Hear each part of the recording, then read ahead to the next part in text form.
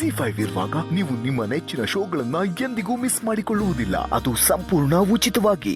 Sir, ಹಬ್ಬನೇ ಮುಗಿದೋಯ್ತು, bonus ಇನ್ನೂ ಕೈಗೆ ಬರಲಿಲ್ಲ. ಅದನ್ನ ಹೇಳೋದಕ್ಕೆ ನಿಮಗೆ ಕರೆಸಿದ್ದು. Bonus advance ಕೊಡೋಕ್ಕಾಗಲ್ಲ.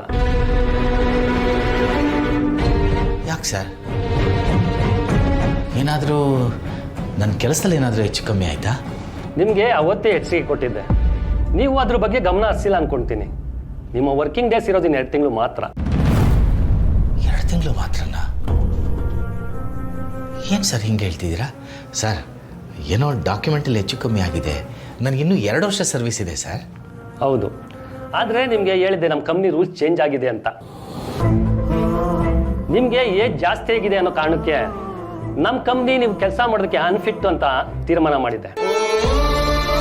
ಅದಕ್ಕೋಸ್ಕರ ನಿಮಗೆ 3 ತಿಂಗಳು ಸಂಬಳ ಕೊಟ್ಟು ಕಳಿಸ್ತಾರೆ. ನೀವು ಅಷ್ಟರಲ್ಲಿ ಬೇರೆ ಯಾವುದಾದ್ರೂ ಕೆಲಸ ನೋಡ್ಕೊಳ್ಳೋದು ಒಳ್ಳೇದನ್ಸುತ್ತೆ.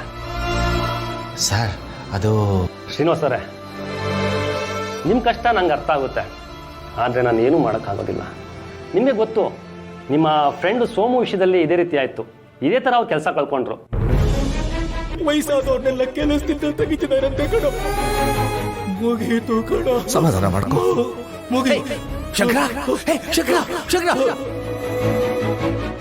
ಸರಿ, ಹೋಗಿ ಕೆಲಸ ನೋಡಿ.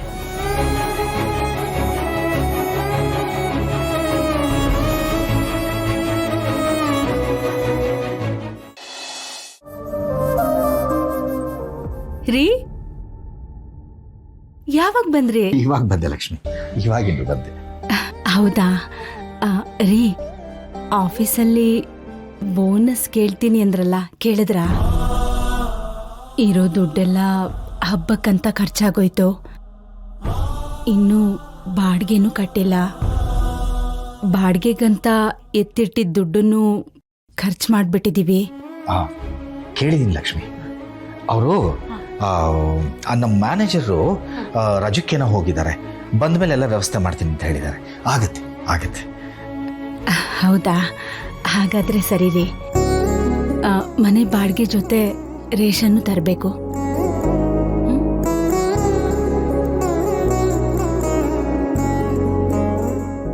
ರೀ, ಯಾಕೆ ಒಂಥರ ಇದ್ದೀರಾ? ಏನಾಯ್ತು? ಇಲ್ವಲ್ಲ, ಏನಿಲ್ಲ, ಆರಾಮಾಗಿದ್ದೀನಿ. ಹಂಗೆ ಕಾಣಿಸ್ತಿದ್ದೀನಾ? ಹೇಳಿ, ಏನಾಯ್ತು? ಏನಿಲ್ಲ ಲಕ್ಷ್ಮಿ, ಅದು ಇವತ್ತು ಆಫೀಸಲ್ಲಿ 2 ಕಾರ್ ಡೆಲಿವರಿ ಮಾಡಲೇಬೇಕಿತ್ತು.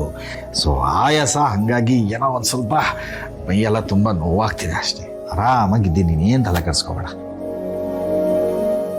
ಒಂದು ಒಳ್ಳೆ ಸ್ಟ್ರಾಂಗ್ ಕಾಫಿ ಮಾಡಿಕೊಡು, ಎಲ್ಲ ಸರಿ ಹೋಗುತ್ತೆ.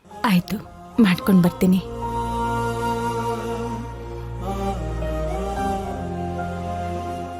ZEE5 ಆಪ್ ಡೌನ್ಲೋಡ್ ಮಾಡಿ ಎಲ್ಲಾ ಸಂಚಿಕೆಗಳನ್ನು ಸಂಪೂರ್ಣ ಉಚಿತವಾಗಿ ನೋಡಿ.